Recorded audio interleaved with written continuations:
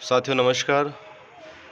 आप सभी का ढेर सारा स्वागत है शर्मा नर्सिंग एकेडमी के ऑनलाइन प्लेटफॉर्म पर। साथियों कैसे हैं आप सभी?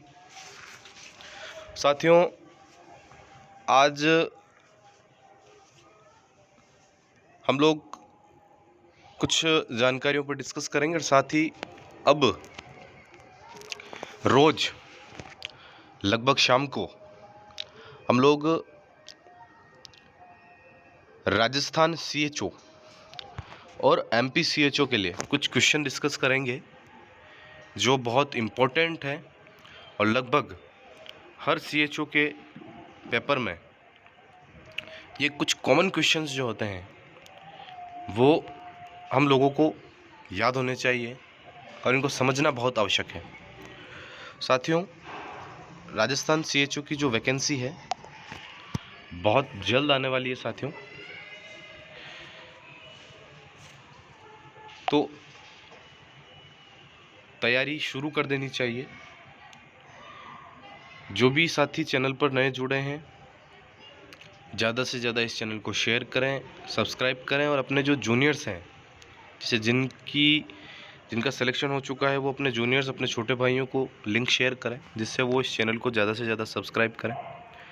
उन्हें पता चले कि शर्मा नर्सिंग एकेडमी के माध्यम से राजस्थान सीएचओ की तैयारी कराई जा रही है और अच्छे से अच्छे और जो भी अपडेट है सबसे पहले आप तक नोटिफिकेशन के जरिए पहुंचने के लिए सब्सक्राइब होना बहुत ज़्यादा ज़रूरी है, इसलिए ज़्यादा से ज़्यादा सब्सक्राइब करें और इसे ज़्यादा से ज़्यादा शेयर करें। साथियों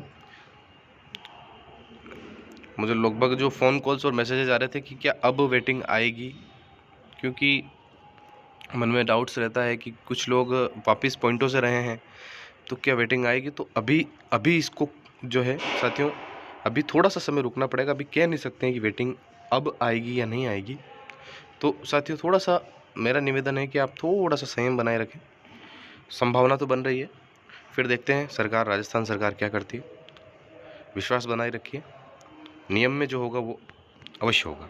तो साथियों हम लोग क्वेश्चन डिस्कस कर लेते हैं और आज से डेली क्लासेस होगी, डेली मैं वीडियो जो है अपलोड करूँगा, तो आप सभी तैयार रहें। शाम के समय which criteria are check for health status of a country. साथियों ऐसा क्या क्राइटेरिया है, ऐसा क्या क्राइटेरिया है जिससे हम लोग उस जो देश है विश्व के अंदर जो विशेष देश है उसका हेल्थ स्टेटस हम लोग चेक कर सकते हैं। तो साथियों मैं आपको ऑप्शंस दे रहा हूँ, आप कमेंट बॉक्स में भी आप इसका आंसर दे सकते हैं। तो इसका एक तो ऑप्शन है ए इन्फेंट मोर्टेलिटी रेट, बी है मैटरनल मोर्टेलिटी रेट, सी है चाइल्ड मोर्टेलिटी रेट और डी क्रूड डेथ रेट। तो साथियों इसका जो मेनली जो आंसर है साथियों वो है इन्फेंट मोर्टेलिटी रेट। किसी भी कंट्री का जो मुख्य जो है हेल्थ स्टेटस जो होता है वो चेक अगर करते हैं तो उसके लिए मुख्य जो होता है वो होता है इन्फेंट मोर्टेलिटी रेट। साथियों बहुत आवश्यक और बहुत इंपॉर्टेंट क्वेश्चन है ये। नेक्स्ट क्वेश्चन देखिए, RNTCP started in India. RNTCP क्या है साथियों? तो RNTCP क्या है? RNTCP is a programme. साथियों क्या है? RNTCP is a programme. कब लॉन्च किया गया था? तो ऑप्शन क्या दे रखे हैं कि साहब 1993, बी 1997, सी 2006 और डी 1872। तो साथियों मेरी जो आपसे निवेदन है कि अगर आपको आता है तो उसको कमेंट बॉक्स पे इसको कमेंट जरूर करें और कुछ भी पूछना चाहते हैं तो आप जरूर कमेंट करें, मैं अवश्य आपको रिप्लाई दूंगा समय निकाल करके। तो इसका जो आंसर है साथियों वो है 1993। कई जगह पे 1992 भी बता रखा है, 1997 बता रखा है, अपने को 1993 ही राइट करके आना है, इस चीज़ को दिमाग में बैठा लेना। Best criteria for TB diagnosis बहुत इंपॉर्टेंट है, इसको लिख लेना, बहुत इंपॉर्टेंट है। क्या क्या ऑप्शन है अब समझ लो इस क्वेश्चन को एक बार कि टीबी डायग्नोसिस के लिए सबसे बढ़िया मतलब सबसे अच्छा क्राइटेरिया कौन सा है। क्राइटेरिया मतलब वही, आप प्रश्न को घुमा के दिया है, प्रश्न को पूरा कि क्राइटेरिया क्या होता है। अब कई बार हम उलझ जाते हैं कि क्राइटेरिया होता क्या है, लेकिन प्रश्न ये है कि टीबी डायग्नोसिस आप कैसे करोगे। समझ लो, डायरेक्टली समझ लो टीबी डायग्नोसिस कैसे करोगे, सबसे बेस्ट फॉर्मूला कौन सा है, बेस्ट वे कौन सा है। तो ऑप्शन है sputum culture, chest x-ray, body vital sign और स्पुटम स्मेयर एग्जामिनेशन। तो साथियों इसका जो आंसर है वो sputum culture. Sputum culture is the best criteria for TB diagnosis. सबसे बेस्ट है स्पुटम कल्चर। ठीक है साथियों।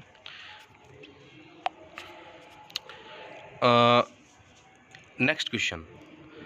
जो भी साथी नए जुड़े हैं ज़्यादा से ज़्यादा इसको सब्सक्राइब करें और बेल आइकन को प्रेस कर दें, जिससे नोटिफिकेशन डायरेक्टली जैसे ही क्लास डलेगी आपको नोटिफिकेशन मिल जाएगा।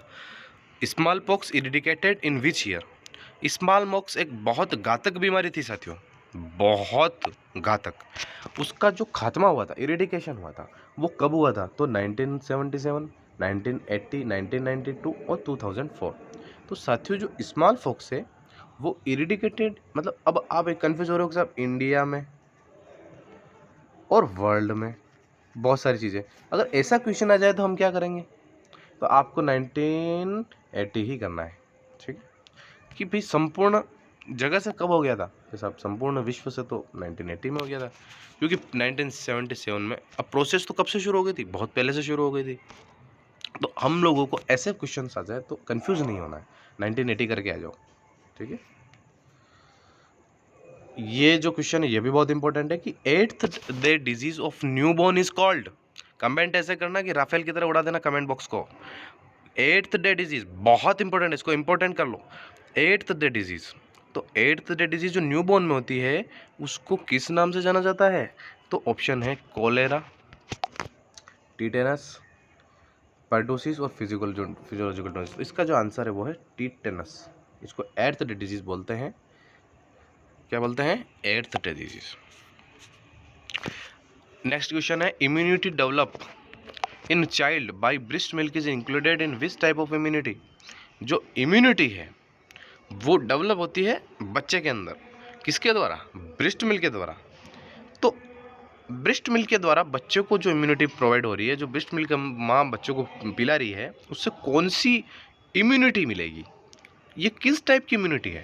तो समझना साथियों, A innate immunity, B acquired immunity, C natural passive acquired immunity, D natural active acquired immunity. तो साथियों जो है एक्टिव क्या होता है? जो हमारा शरीर जिसको जो करे है ना, प्रोड्यूस करे। और पैसिव क्या होता है? दूसरों से ली जाए, बाहर से ली जाए। तो एक तरीके से ये नेचुरल तो है लेकिन ये पैसिव है। तो इसका आंसर क्या होगा? सी होगा साथियों। क्या होगा साथियों? सी होगा। किसी भी क्वेश्चन को रटना नहीं है, समझना है। अगर आप समझ लोगे तो वैसे ही जो है एग्जाम हॉल में जा करके और पेपर के कोपड़े में छेद कर दोगे। साथियों अब समझना, how many vaccine are store in vaccine carrier cold chain? How many vaccine are store in vaccine carrier cold chain? Vaccine, चाहे वो कोविड की वैक्सीन हो, चाहे वो किसी भी प्रकार की वैक्सीन हो, चाहे वो पोलियो की वैक्सीन हो, एक वैक्सीन कैरियर में कितनी वैक्सीन आती है? ये बहुत इंपॉर्टेंट क्वेश्चन है कि एक वैक्सीन कैरियर। कई बार हम लोगों की ड्यूटी भी लगती है, स्टूडेंट थे तब भी लगी थी। एक वैक्सीन कैरियर देते हैं, उसको हम घर घर जा कर के वैक्सीन जो है प्रोवाइड कराते हैं, लगाते हैं। तो मुझे ये बताइए,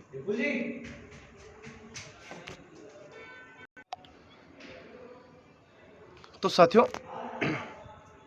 इसके ऑप्शन देख लीजिए, 16 to 20 vaccine, 6 to 8 vaccine, 10 to 25 vaccine, 15 to 22 vaccine. तो साथियों मेनली जो है 16 to 20 वैक्सीन आराम से ले जा सकते हैं निश्चिंत ही। ऐसा कोई सा पेपर आए, पेपर से डरना नहीं, पेपर को हम हराएंगे। और ऐसी तैयारी हम लोगों को रखनी है कि पेपर जैसे हमारे सामने आए कॉन्फिडेंस के साथ पेपर दें और सिलेक्शन ही नहीं रैंक में सिलेक्शन हो। बहुत बहुत धन्यवाद साथियों, आप सभी से यही निवेदन है। आप हमारे एकेडमी को इतने अच्छे सब्सक्राइबर हो चुके हैं, आपका जो प्रेम है उसने मिल रहा है, बहुत अच्छा मिल रहा है। आगे भी बहुत बहुत धन्यवाद, ऐसे ही मिलता रहे आपका प्रेम। Sharma nursing academy.